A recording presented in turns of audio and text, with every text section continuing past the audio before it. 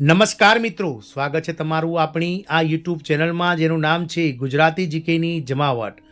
તો ગત 16 જાન્યુઆરીના રોજ કેબિનેટ બેઠક જે મળી હતી તેમાં માનનીય વડાપ્રધાન શ્રી નરેન્દ્રભાઈ મોદીની અધ્યક્ષતામાં કેબિનેટ બેઠકમાં કેન્દ્રીય કર્મચારીઓ અને પેન્શનર્સો કે જેઓનું સંખ્યાબળ દેશમાં 1.20 કરોડ કરતાં વધારે છે તેમના માટે મિત્રો 8મા પગાર પંચની રચના એટલે કે ગઠનને લઈ અને મંજૂરીની મહોર આ કેબિનેટ બેઠકમાં મારવામાં આવી છે. હવે ટૂંક જ સમયમાં સરકાર દ્વારા 8મા પગાર પંચ માટેની સમિતિની રચના કરવામાં આવશે અને સમિતિના સભ્યો આગામી 1 થી 1.5 વર્ષની અંદર દેશના વિવિધ જે કર્મચારી યુનિયનો, પેન્શનર્સ યુનિયનો અને રાજ્ય સરકારોના યુનિયનો સાથે જ મિત્રો દેશના મોંઘવારી ફુગાવા વગેરેનો અભ્યાસ કરી એક ફિટમેન્ટ ફેક્ટર નક્કી કરશે અને ત્યારબાદ આગામી 8મા પગાર પંચમાં સરકારી કર્મચારીઓનો પગારમાં કેટલો ઉછાળો આવશે તે રિપોર્ટ તૈયાર કરીને સરકારને સુપ્રત કરશે અને સરકાર 8મું પગાર પંચ જે છે તે મિત્રો 1 જાન્યુઆરી 2026થી લાગુ કરશે. તો 8મા પગાર પંચને લઈને મહત્વના અપડેટ્સ હાલમાં સરકાર દ્વારા બહાર પાડવામાં આવી રહ્યા છે, કારણ કે 8મું પગાર પંચ લાગુ થતાની સાથે જ જે લઘુત્તમ પગાર છે કર્મચારીઓનો અને લઘુત્તમ પેન્શન જે છે પેન્શનર્સોનું તેમાં વધારો થઈ જશે મિત્રો. તો જાણીએ વિડીયોમાં વિગતવાર કે 8મા પગાર પંચના લાગુ થતાની સાથે જ કર્મચારીઓના લઘુત્તમ પગાર અને પેન્શનર્સોના લઘુત્તમ પેન્શનમાં મસ્ત મોટો વધારો થશે. તો કેટલો વધારો થશે તેના વિશે વિડીયોમાં વિગતવાર ચર્ચા કરીએ. તો વિડીયોના અંત સુધી આપ બન્યા રહો અને જો ચેનલમાં તમે નવા હોવ તો અમારી ચેનલને તમે લાઇક, શેર, સબસ્ક્રાઇબ કરવાનું ભૂલશો નહીં.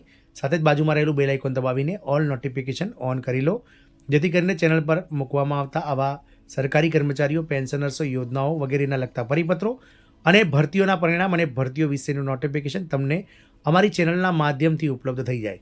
તો મિત્રો હાલમાં કાર્યરત જે 7મું પગાર પંચ છે તેની રચના જે છે તે 28 ફેબ્રુઆરી 2014ના રોજ યુપીએ સરકાર એટલે કે સ્વર્ગીય વડાપ્રધાન શ્રી ડૉક્ટર મનમોહન સિંહની સરકાર દ્વારા કરવામાં આવ્યું હતું અને જે સમિતિની રચના કરવામાં આવી હતી આ 7મા પગાર પંચ માટે તેણે પોતાનો રિપોર્ટ 19 નવેમ્બર 2015ના રોજ કેન્દ્ર સરકારને સુપરત કર્યો હતો. એટલે કે મોદી સરકારની પહેલી ટર્મમાં તેના નિયત સમયે 1 જાન્યુઆરી 2016થી 7મું પગાર પંચ લાગુ થઈ ગયું હતું. 7મું પગાર પંચ 10 વર્ષ સુધી કાર્યરત રહેશે. એટલે કે આગામી 31 ડિસેમ્બર 2025ના રોજ જ્યારે 7મું પગાર પંચ પૂર્ણ થવાના આરે છે અને કેન્દ્રીય કર્મચારીઓ હવે સરકાર સમક્ષ 8મું પગાર પંચને લાગુ કરવાને લઈને મીટ માંડીને બેઠા છે, ત્યારે ક્યાંક ને ક્યાંક સરકારી કર્મચારી અને પેન્શનર્સોની આ જે આશાઓ છે તેમાં એક આશાનું કિરણ જન્માવતા ગત 16 જાન્યુઆરીએ જે વડાપ્રધાન નરેન્દ્રભાઈ મોદીની અધ્યક્ષતામાં મળેલી કેબિનેટ બેઠક દ્વારા જે છે તે 8મા પગાર પંચના ગઠનને જે છે તે મિત્રો મંજૂરી મળી ગઈ છે. એટલે કે ટૂંક જ સમયમાં 8મા પગાર પંચનું ગઠન થશે અને 8મું પગાર પંચ 1 જાન્યુઆરી 2026થી સરકાર દ્વારા લાગુ કરવામાં આવશે. ભલે મિત્રો તેનો અમલ 1 જાન્યુઆરી 2026થી જ કરવામાં આવશે, ભલે તે ગઠન કર્યા બાદ તેનો જે છે તે લાગુ કરવાનો સમયગાળો ભલે જે છે તે લેટ થઈ શકે છે, પરંતુ કર્મચારીઓ માટે 1 જાન્યુઆરી 2026થી 8મું પગાર પંચ આવશે તે હવે નક્કી થઈ ગયું છે. તો 8મા પગાર પંચ લાગુ થતાની સાથે જ લઘુત્તમ પગારમાં અને પેન્શનમાં આટલો વધારો થશે તે જાણીએ. તો તાજેતરમાં કર્મચારીઓ અને પેન્શનર્સોને કેન્દ્ર સરકાર તરફથી સારા સમાચાર મળ્યા છે. સરકાર દ્વારા 8મા પગાર પંચને મંજૂરી આપવામાં આવી છે. સરકારની આ જાહેરાત બાદ કર્મચારીઓએ આ વધતી મોંઘવારીમાં રાહતનો શ્વાસ લીધો છે. કેન્દ્રીય મંત્રી અશ્વિની વૈષ્ણવ કહે છે કે ટૂંક સમયમાં જ આ 8મા કમિશન માટે અધ્યક્ષ અને સભ્યોની રચના કરવામાં આવશે. સરકાર દ્વારા દર 10 વર્ષે એક નવું પગાર પંચ લાગુ કરવામાં આવે છે અને ચક્ર મુજબ હવે 8મું પગાર પંચ વર્ષ 2026થી લાગુ થવાની સંભાવના છે. તેમના અમલીકરણ પછી કેન્દ્રીય કર્મચારીઓના લઘુત્તમ પગારમાં પણ નોંધપાત્ર વધારો થશે. કેન્દ્રીય મંત્રી શ્રી અશ્વિની વૈષ્ણવે આ નવા પગાર પંચને લઈને એક માહિતી આપી છે કે 8મું પગાર પંચ લાગુ થતાં જ કેન્દ્ર સરકારના કર્મચારીઓના લઘુત્તમ પગારમાં મોટો વધારો થશે. કર્મચારીઓના પગારની સાથે સાથે નિવૃત્ત કર્મચારીઓના પેન્શનમાં પણ બમ્પર વધારો જોવા મળી શકે છે. મિત્રો જે જૂની પેન્શન સ્કીમ એટલે કે ઓપીએસ અંતર્ગત પેન્શન મેળવતા કર્મચારીઓને પણ 8મા પગાર પંચનો લાભ મળશે. પગાર માળખામાં થશે ફેરફાર. કેન્દ્ર સરકાર દ્વારા કર્મચારીઓને મોંઘવારીમાંથી રાહત આપવા દર 10 વર્ષે એક નવા કમિશનની રચના કરી અને તેનો અમલ કરવામાં આવે છે. નવા 8મા પગાર પંચની રચના બાદ કર્મચારીઓના પગારમાં વધારો કરવામાં આવે છે. આને પગાર પંચ કહેવાય છે. આ નવું પગાર પંચ કેન્દ્ર સરકારના કર્મચારીઓના પગાર માળખામાં ફેરફારની ભલામણ કરે છે.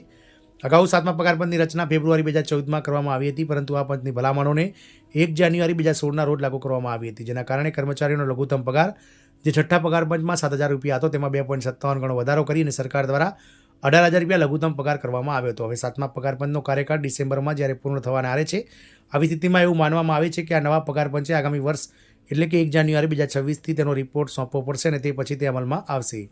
2026માં નવું પગાર પંચ લાગુ થઈ શકે છે. તો 8મા પગાર પંચને લઈને કર્મચારીઓમાં ખુશીનો માહોલ જોવા મળી રહ્યો છે. આ જાહેરાત બાદ કર્મચારીઓની રાહ વધુ વધી ગઈ છે. કેન્દ્રીય મંત્રી અશ્વિની વૈષ્ણવે આ નવા પગાર પંચની રચના અંગે માહિતી આપી છે. કેન્દ્રીય મંત્રીના જણાવ્યા અનુસાર 8મું પગાર પંચ 1 જાન્યુઆરી 2026થી લાગુ થવાની સંભાવના છે. સરકારે આ નવા આયોગની જાહેરાત એટલી ઝડપથી કરી છે જેથી આ નવા પગાર પંચ માટે મળેલા સૂચનો, ભલામણો વગેરેને યોગ્ય રીતે સાંભળી શકાય. વધતી મોંઘવારીને ધ્યાનમાં રાખીને તેની રચના કરવાની જાહેરાત કરવામાં આવી છે. લઘુત્તમ પગાર આનાથી વધશે. 7મો પગાર પંચ 2016માં લાગુ કરવામાં આવ્યું હતું, ત્યારે લઘુત્તમ પગાર 7,000થી વધારીને 8,000 કરવામાં આવ્યો હતો. હવે જ્યારે ફરીથી પગાર સુધારણા માટે નવા પગાર પંચની ભલામણો ટૂંક સમયમાં લાગુ કરવામાં આવશે, ત્યારે 8મા પગાર પંચમાં અમલ સાથે કેન્દ્ર સરકારના કર્મચારીઓના પગારમાં વધારો થવાની ઘણી અપેક્ષાઓ છે. કર્મચારીઓ વિચારી રહ્યા છે કે આ નવા કમિશનથી રચના પછી તેમના લઘુત્તમ પગારમાં કેટલો વધારો થશે. આ અંતર્ગત નિવૃત્ત સરકારી કર્મચારીઓના પેન્શન અને ભથ્થામાં પણ નોંધપાત્ર વધારો થઈ શકે છે. અત્યારે નવા પગાર પંચ માટે સરકારની મંજૂરી મળી ગઈ છે અને હવે આ કમિશનની રચનાની ચોક્કસ તારીખ હજુ સુધી જાહેર કરવામાં નથી આવી. એવું માનવામાં આવે છે કે કર્મચારીઓનો લઘુત્તમ પગાર જે છે તે મિત્રો 18,000 રૂપિયાથી વધારી અને 51,000 રૂપિયા સુધી થઈ શકે છે. ફિટમેન ફેક્ટર આટલું રહેશે. પગારની ગણતરી કરવામાં ફિટમેન ફેક્ટર ખૂબ જ મહત્વનું ભાગ ભજવે છે. કર્મચારીઓ આ ફિટમેન ફેક્ટર દ્વારા તેમના વધારેલા પગારને સરળતાથી શોધી શકે છે. ફિટમેન ફેક્ટર દ્વારા એ સરળતાથી નક્કી કરી શકાય છે કે કર્મચારીઓના પગાર અને પેન્શનરોના પેન્શનમાં કેટલો વધારો જોવા મળી શકે છે. 7મા પગાર પંચ હેઠળ ફિટમેન ફેક્ટર 2.57 રાખવામાં આવ્યું છે. કર્મચારીઓને આ ફિટમેન ફેક્ટર દ્વારા જ પગાર મળી રહ્યો છે, જેના દ્વારા કર્મચારીઓને લઘુત્તમ માસિક પગાર 18,000 રૂપિયા આપવામાં આવી રહ્યો છે. એવી અપેક્ષાઓ છે કે 8મા પગાર પંચમાં ફિટમેન ફેક્ટર 2.86 રાખવામાં આવી શકે છે. જો ફિટમેન ફેક્ટર 2.86% વધારો કરવામાં આવે તો કર્મચારીઓના લઘુત્તમ વેતનમાં નોંધપાત્ર વધારો થઈ શકે છે. કર્મચારીઓનું જે હાલમાં લઘુત્તમ વેતન 18,000 રૂપિયા છે તેને વધારીને 51,480 રૂપિયા કરવામાં આવી શકે છે. તે જ સમયે જો આપણે ન્યૂનતમ પેન્શનની વાત કરીએ તો હાલમાં જે 9,000 રૂપિયા ન્યૂનતમ પેન્શન આપવામાં આવે છે, તો ફિટમેન ફેક્ટર 2.86 કરવામાં આવે તો તે પણ વધીને 25,740 રૂપિયા થઈ શકે છે. પ્રમોશન અને પગારમાં વધારાના કારણે પેન્શનમાં વધી જાય છે. જો કે આ માત્ર અંદાજના આધારે કહી શકાવામાં આવી રહ્યું છે. નવા પગાર પંચના અમલ પછી તેનો સાચો અર્થ જાણી શકાશે. એટલે કે સરકાર 8મા પગાર પંચમાં કેટલું ફિટમેન ફેક્ટર રાખે છે તેના પરથી જ નક્કી થશે કે લઘુત્તમ પગાર કેટલો વધશે. જય હિન્દ, અસ્તુ.